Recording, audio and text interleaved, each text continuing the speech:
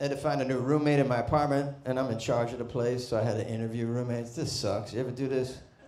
Fucking lame, man. And it's crazy to like meet strangers to live with.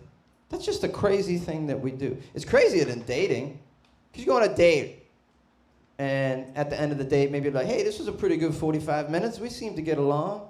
Want to go on a second date? When you meet the roommate, you're like, hey, this is a pretty good 10 minutes. We seem to get along.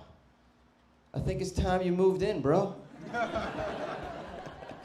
Yeah, I think it's time you moved in. That's insane. That's fucking insane. This is a stranger you just met. And you're like, you like sports too? You want to sleep 14 feet from my head for the next 2 years? You'll date someone for 5 years before you agree to live with them, right?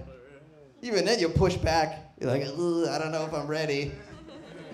5 years, you know their family. But some stranger that I meet that has the same schedule as me, I'm like, I'm ready to commit. Oh my God, yeah.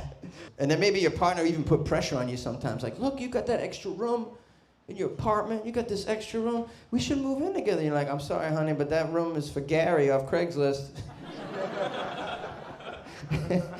Yeah, now I know he's from Florida and has an ankle monitor, but you know, he paid 6 months up front, so this is my guy. Yeah, he likes anime too. I think he might be my soulmate. Plus, he's on house arrest. He can watch the dog. It's perfect for me.